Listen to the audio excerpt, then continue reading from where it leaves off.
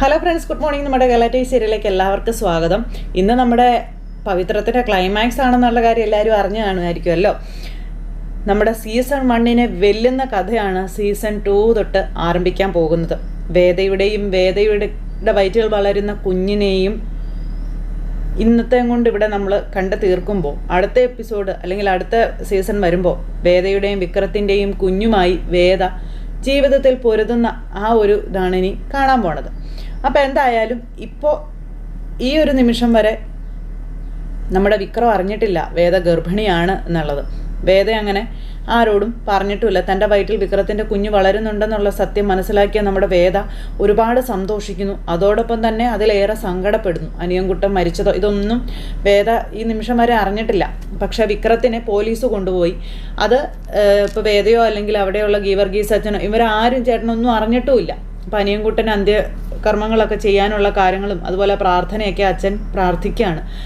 അങ്ങനെ അതെല്ലാം കഴിഞ്ഞ് വിക്രത്തിനെ പോലീസ് പിടിച്ചുകൊണ്ട് പോയി. അപ്പോൾ ശ്രീകാന്തിൻ്റെ വലങ്കൈ ആയിട്ടുള്ളവന്മാരാണ് പിടിച്ചുകൊണ്ട് പോയത്. അതുകൊണ്ട് തന്നെ നമ്മുടെ വിക്രത്തിന് ഒരുപാട് ഉപദ്രവങ്ങൾ നേരിടേണ്ടതായിട്ട് വന്നു.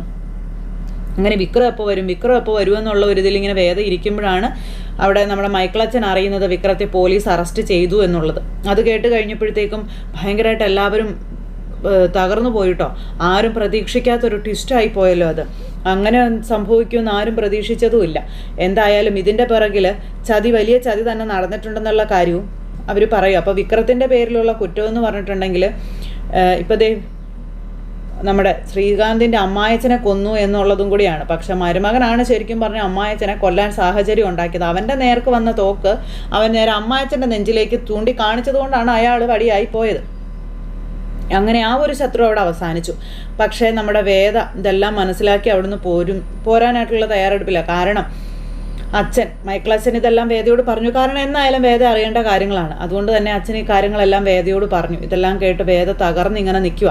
ആ സമയത്താണ് വേദയുടെ വയറ്റിൽ വിക്രത്തിൻ്റെ കുഞ്ഞു വളരുന്നുണ്ടെന്നുള്ള സത്യവും വേദ മനസ്സിലാക്കിയത്. അപ്പോൾ വേദയ്ക്ക് നേരിട്ട് അവരുടെ മുന്നിൽ പ്രത്യക്ഷപ്പെടാൻ പറ്റില്ല. അങ്ങനെ പ്രത്യക്ഷപ്പെട്ട് കഴിഞ്ഞിട്ടുണ്ടെങ്കിൽ പണി പാടുമെന്നുള്ള കാര്യം വേദയ്ക്ക് മനസ്സിലായി. അതുകൊണ്ട് തന്നെ വേദ ആരും അറിയാതെ വിക്രത്തെ കാണാനൊക്കെയുള്ള കാര്യങ്ങളെല്ലാം തീരുമാനിക്കുവാണ്. അങ്ങനെ ഭയങ്കര പവർഫുള്ളായിട്ട് തന്നെ നമ്മുടെ വേദ ഇങ്ങനെ നിൽക്കുക. ഇതേ സമയത്ത് അവിടെ വീട്ടിലുള്ള എല്ലാവരും അറിഞ്ഞു. അച്ഛൻ, അമ്മ, വേദയുടെ അച്ഛൻ, അമ്മ എല്ലാവരും വിക്രം ഇങ്ങനെ കുറ്റം ചെയ്തു എന്നും പോലീസ് അറസ്റ്റ് ചെയ്തു എന്നുള്ള കാര്യം അറിഞ്ഞു. അപ്പോൾ അതെല്ലാം കേട്ട് കഴിഞ്ഞപ്പോഴത്തേക്കും കമലമ്മയൊക്കെയാണ് നെഞ്ചത്തടി നിലവിളിയായി. അയ്യോ എൻ്റെ മോനെന്നും പറഞ്ഞു.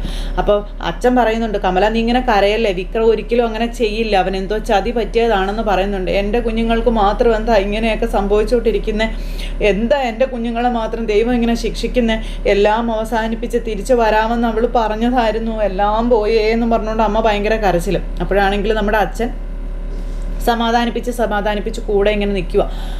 പക്ഷെ അതുകൊണ്ടൊന്നും ഒരു കാര്യമില്ലല്ലോ. അതുപോലെ ശ്രീജയും വിശ്വനും ഒക്കെ ആകെ തകർന്നിരിക്കുകയാണ്. അതുകൊണ്ട് കുറച്ചെങ്കിലും ആശ്വസിക്കുന്നത് നന്ദിനിയാണ്. എന്തായാലും വിക്രത്തെ പോലീസ് കൊണ്ടുപോയി കഴിഞ്ഞിട്ടുണ്ടെങ്കിൽ വേദ ഇങ്ങോട്ട് വരില്ല. അപ്പോൾ അതുകൊണ്ട് ആ ഒരു സന്തോഷം കൊണ്ട് നമ്മുടെ നന്ദിനി ഇങ്ങനെ അതിൽ തുള്ളിച്ചാടി നടക്കുവാണ്. ബാക്കി എല്ലാവരും ഇങ്ങനെ തകർന്ന് തരിപ്പണമായി. അത് കഴിഞ്ഞ് പിന്നെ പോലീസിൽ ഇരിക്കുന്ന നമ്മുടെ വിക്രത്തെ ഇങ്ങോട്ടേക്ക് ഇവരുടെ ഇതിലേക്ക് കൊണ്ടുവരുന്നു. പിന്നെ ചോദ്യം ചെയ്യൽ കാര്യങ്ങൾ അങ്ങനെയൊക്കെ ഒരുപാട് അതിനുശേഷം കോടതിയിൽ ഹാജരാക്കുന്ന ആ ഒരു അപ്പോൾ വിക്രത്തെ കോടതിയിൽ ഹാജരാക്കുന്ന സമയത്ത് ഒരിക്കലും അവിടെ നീതിമാൻ്റെ ആ ഒരു ഇതിൽ അച്ഛൻ ഉണ്ടാവില്ല. കാരണം അച്ഛൻ വലിയൊരു ഗ്യാപ്പ് എടുത്തിട്ട് ഇപ്പം ബിസിനസ്സും കാര്യങ്ങളൊക്കെ നോക്കാനായിട്ടും അതുപോലെ ശ്രീകാന്തിൻ്റെ ചതിക്കെതിരെ പൊരുതാനായിട്ട് നിൽക്കുകയായിരുന്നല്ലോ. അപ്പോൾ ഈ കാര്യങ്ങളെല്ലാം നമ്മുടെ ശങ്കരൻ അറിഞ്ഞു കഴിഞ്ഞപ്പോഴത്തേക്കും പത്മം വന്ന് ശങ്കരൻ്റെ അരികിലിരിക്കും. അപ്പോൾ ശങ്കരനെ ഇങ്ങനെ വിക്രത്തെ പോലീസ് അറസ്റ്റ് ചെയ്തതിനെ പറ്റിയൊക്കെയുള്ള കാര്യങ്ങൾ പറഞ്ഞു. അപ്പോൾ ഒരിക്കലും അവൻ അങ്ങനെ ഒരു പ്രവൃത്തി ചെയ്യില്ല എന്നും ഇതിനിടയിലും ശ്രീകാന്തിൻ്റെ എന്തോ ഒരു വഞ്ചന സംഭവിച്ചിട്ടുണ്ടെന്നുള്ള കാര്യവും അച്ഛൻ അമ്മയോട് പറയുക. അതെന്താണെന്ന് നമ്മൾ കണ്ടെത്തണം എന്ന കാര്യവും പറയുന്നു. അപ്പോൾ വിക്രത്തെ പോലീസുകാർ അറസ്റ്റ് ചെയ്തു. ഇനിയിപ്പോൾ കോടതിയിൽ ഹാജരാക്കുമ്പോൾ റിമാൻഡ് ചെയ്യില്ലേ അല്ലെങ്കിൽ ശിക്ഷിക്കില്ലേ എന്നൊക്കെ ചോദിക്കുമ്പോൾ ഇപ്പോൾ നിലവിൽ തെളിവുകളെല്ലാം നമ്മുടെ വിക്രത്തിനെതിരാണെന്നും അതുകൊണ്ട് തന്നെ വിക്രത്തെ ശിക്ഷിക്കാനുള്ള സാഹചര്യമാണ് ഉണ്ടാകാൻ പോകുന്നതെന്ന കാര്യവും പറയുക. അപ്പോൾ എന്താണോ ഇതിനകത്ത് സംഭവിച്ചിരിക്കുന്നത് അത് കണ്ടുപിടിച്ചാൽ മാത്രമേ വിക്രത്തിനെ രക്ഷിച്ചെടുക്കാൻ പറ്റുള്ളൂ എന്നുള്ള കാര്യവും അച്ഛൻ ഇങ്ങനെ പറയുന്നു. അപ്പോഴേക്കും നമ്മുടെ മോളുടെ കാര്യം എന്താവുമെന്ന് ചോദിച്ചു. അവൾക്കൊന്നും സംഭവിക്കില്ല എന്ന് പറയാണ്. പെങ്ങളുടെ ജീവിതം തകർത്തെറിയാൻ വേണ്ടി സ്വന്തം ചോര തന്നെ ഒരുമ്പിട്ട് ഇറങ്ങിയാൽ എന്ത് ചെയ്യും പത്മ എന്ന് ചോദിച്ചു. അങ്ങനെയൊന്നും എൻ്റെ മോളെ തകർക്കാൻ ഞാൻ ആരെ അനുവദിക്കില്ല എന്നും അച്ഛൻ പറയുവാണ്. അങ്ങനെ അച്ഛനും അമ്മയും കൂടെ അതിനെപ്പറ്റിയൊക്കെ സംസാരിച്ചു. ഇതേ സമയത്ത് നമ്മുടെ വേദ അവിടെ മൈക്കിളച്ഛനോട് പറയുവാണ്, എനിക്ക് വിക്രത്തെ ഒന്ന് കാണണമെന്ന്. അപ്പോൾ മൈക്കിളച്ഛൻ പറഞ്ഞു, അത് വേണോ മോളെ, അങ്ങോട്ട് പോയാൽ ശരിയാവില്ല എന്ന് പറഞ്ഞപ്പോൾ, പോണോ അച്ചോ, എനിക്കെൻ്റെ വിക്രത്തെ കണ്ടേ പറ്റുള്ളൂ എന്നും പറഞ്ഞ് വേദ നിർബന്ധം പിടിക്കുക. അങ്ങനെ മൈക്കിളച്ഛൻ ഗീവർഗീസ് ചേട്ടനെയൊക്കെ ഏർപ്പാടാക്കുവാണ് വേദയെ ഒന്ന് കൊണ്ടുപോയി കാണിക്കാൻ വേണ്ടിയിട്ട്. ഇതേ സമയത്ത് നമ്മുടെ അച്ഛൻ, അതായത് ശങ്കരൻ, ഈ വിക്രത്തിൻ്റെ കേസും കാര്യങ്ങളൊക്കെ വാദിക്കാനും അല്ലെങ്കിൽ വിക്രത്തെ ഈ ഒരു ഇതിൽ നിന്ന് രക്ഷിച്ചെടുക്കാനായിട്ട് ദർശന ഏർപ്പാടാക്കുന്നു.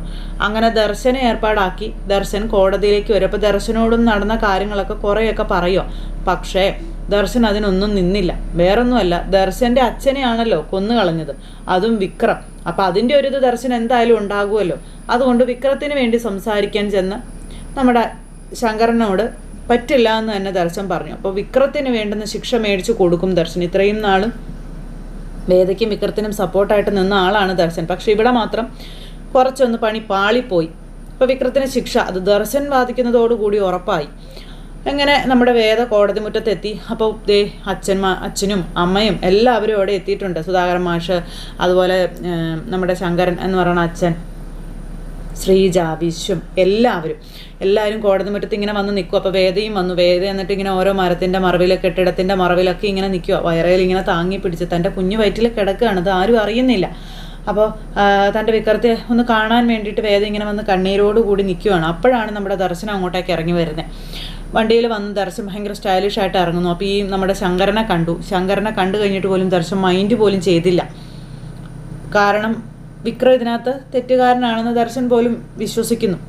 അപ്പോൾ അതുകൊണ്ട് അവരെ പോലും മൈൻഡ് ചെയ്യാതെ വിക്രത്തിന് കിട്ടാവുന്നതിൽ പരമാവധി ശിക്ഷ വാങ്ങിച്ചു കൊടുക്കാൻ വേണ്ടി ഇയാൾ പോവുക. അങ്ങനെ ഇയാൾ അകത്തേക്ക് കയറിപ്പോയി. അപ്പോൾ ദേ ഈ ദർശൻ വന്നു കഴിഞ്ഞപ്പം ഇനി അവിടെ സംഭവിക്കാൻ പോകുന്ന സാധ്യതകളെ പറ്റി സുധാകരൻ മാഷും അതുപോലെ നമ്മുടെ ശങ്കരൻ അച്ഛനും കൂടി ഇങ്ങനെ പറയുന്നു. അപ്പോൾ തീർച്ചയായും വിക്രത്തെ ശിക്ഷിക്കാൻ വേണ്ടി തന്നെ ആയിരിക്കാം, ശിക്ഷ മേടിച്ചു കൊടുക്കാൻ വേണ്ടി തന്നെ ആയിരിക്കാം ദർശൻ വന്നിരിക്കുന്നതെന്നുള്ള കാര്യം അദ്ദേഹം പറഞ്ഞു. അങ്ങനെ ഈ കാര്യങ്ങൾ ഇവർ സംസാരിച്ചുകൊണ്ട് നിൽക്കുന്നു. ആ ഒരു നേരത്തിന് നമ്മുടെ വിക്രത്തെ പോലീസ് കൊണ്ടുവന്നപ്പോഴത്തേക്ക് നമ്മുടെ കമലമ്മ മോനെ വിക്രം എന്ന് പറഞ്ഞ് ഓടിച്ചെന്നു. പക്ഷെ പോലീസുകാരെ കാണിച്ച് നേരപ്പാക്കി അങ്ങനെ തള്ളി മാറ്റി, അവരോട് ഒരു ദാക്ഷിണ്യവും കാണിച്ചില്ല. മാറി നിൽക്കുക അവിടെ നിന്നൊക്കെ പറഞ്ഞുകൊണ്ട് അങ്ങനെ വിക്രത്തെ വലിച്ചഴച്ച് ഇവർ കൊണ്ട്. അപ്പോൾ ഇതും വേദ കണ്ടു കേട്ടോ. വേദ ചങ്ക് പൊട്ടി നിന്ന് കരയുവാണ്. അങ്ങനെ ഒളിച്ചും പാത്തും നിന്ന് തൻ്റെ വിക്രത്തെ കണ്ട്. അപ്പോൾ വിക്രം ഇങ്ങനെ പരതുന്നുണ്ട് വേദയെ. അപ്പോൾ അച്ഛൻ, അമ്മ എല്ലാവരും അവിടെ നിൽപ്പുണ്ട്. അവർക്കാർക്കും ഒന്നും ചെയ്യാൻ പറ്റുന്നില്ല. വിക്രം പോലീസിൻ്റെ നടുവിലാണ്. അങ്ങനെ വിക്രത്തെയും കൊണ്ട് ഇവർ കോടതിക്കകത്തേക്ക് കയറിപ്പോയി. അകത്ത് കയറി ചെന്ന് കഴിഞ്ഞപ്പോഴും വേദ ഇങ്ങനെ അവിടെ ഇവിടെയെല്ലാം ചുറ്റിപ്പറ്റി ഇങ്ങനെ നിൽക്കുക. ഇങ്ങനെ വിക്രത്തിന് പറയാനുള്ളത് ആരും കേൾക്കുന്ന പോലുമില്ല. വേദ ഇല്ല വിക്രത്തിന് പറയാനുള്ളത് കേൾക്കാൻ. അങ്ങനത്തെ മാറിയൊക്കെ ഇങ്ങനെ നിന്ന് എത്തി വലിഞ്ഞൊക്കെ ഇങ്ങനെ നോക്കുക തൻ്റെ വിക്രത്തെ കണ്ട്. കണ്ണുനീരോടുകൂടി തൻ്റെ വയറിലും കൈ പൊത്തിപ്പിടിച്ചുകൊണ്ട് വേദ നിൽക്കുവാണ്. അത് കഴിഞ്ഞ് കോടതിക്കകത്തേക്ക് ചെന്ന് കഴിഞ്ഞപ്പം നമ്മുടെ ദർശൻ്റെ വാദമല്ലേ, വിക്രത്തിന് തലങ്ങും വിലങ്ങും ഒക്കെ ചോദ്യം ചെയ്യുന്നു. അപ്പോൾ വിക്രത്തിന് വേണ്ടി ഹാജരാകാൻ ഒന്നും ചെയ്യാൻ പറ്റിയില്ല. അങ്ങനെ വിക്രം തെറ്റുകാരനാണെന്ന് കോടതിയെ കൊണ്ട് പറയിപ്പിച്ചു ദർശൻ. അങ്ങനെ വിക്രം തെറ്റുകാരനാണെന്ന് കോടതി പറഞ്ഞു. കോടതി വിക്രത്തിന് എത്ര ശിക്ഷയും വിധിച്ചു. അങ്ങനെ വേദയെയും കുടുംബത്തിനെയും എല്ലാം തകർത്തെറിഞ്ഞുകൊണ്ട് വിക്രത്തിന് നേരെയുള്ള ആ ഒരു വിധി വന്നു. വിക്രം ജയിലിലേക്ക് പോകുന്നു. അങ്ങനെ ജയിലിലേക്ക് പോകുന്ന വിക്രവും അന്നേരവും വേദയെ ഇങ്ങനെ പരതിക്കൊണ്ടിരിക്കുക. വേദയാണെന്നുണ്ടെങ്കിൽ ഓരോ തൂണിൻ്റെ മറവിൽ നിന്ന് ഇങ്ങനെ കരഞ്ഞ് തീർക്കുക കേട്ടോ തൻ്റെ സങ്കടങ്ങൾ. വിക്രമാണെങ്കിൽ ഇങ്ങനെ നോക്കുകയും ചെയ്യുന്നു. ആ സമയത്ത് കമലമ്മയ്ക്ക് ഒന്നും താങ്ങാൻ പറ്റിയില്ല. ചങ്ക് പൊട്ടി അവിടെ നിന്ന് കരയുക. കാരണം തൻ്റെ മകൻ വീണ്ടും ജയിലിലേക്ക് പോകുന്നു, അതും ഒരു കൊലപാതക കുറ്റത്തിന്. അങ്ങനെ വിക്രത്തിൻ്റെ ജീവിതം വീണ്ടും ജയിലൊഴിക്കുള്ളിലായി എന്ന് ഉറപ്പിച്ചു കഴിഞ്ഞപ്പോഴത്തേക്കും ദർശൻ അവിടുന്ന് ഭയങ്കര പവർഫുള്ളായിട്ട് ഇറങ്ങി പോരുകയും ചെയ്തു. തൻ്റെ അച്ഛനെ കൊന്നവന് നീതി പീഠത്തിന് മുന്നിൽ ശിക്ഷ വാങ്ങിച്ചു കൊടുക്കാൻ പറ്റി എന്നുള്ളൊരു ആത്മവിശ്വാസത്തോടെ അങ്ങനെ അയാൾ അങ്ങ് പോയി. ഇത് കഴിഞ്ഞപ്പോൾ നമ്മുടെ വേദ അവിടുന്ന് ആരും കാണാതെ പാത്തും പതുങ്ങി ഇങ്ങനെ ഒരു മരത്തിൻ്റെ ചുവട്ടിൽ വീണ്ടും വന്ന് നിൽക്കുക. ആ സമയത്തും വിക്രം ഇങ്ങനെ പരതുന്നത് വേദയാണ്. വേദ ഇങ്ങനെ കരഞ്ഞുകൊണ്ട് ഇങ്ങനെ കണ്ണ് താഴ്ത്തി നിൽക്കുമ്പോൾ വിക്രത്തിൻ്റെ കണ്ണിൽ വേദ ഉടക്കി.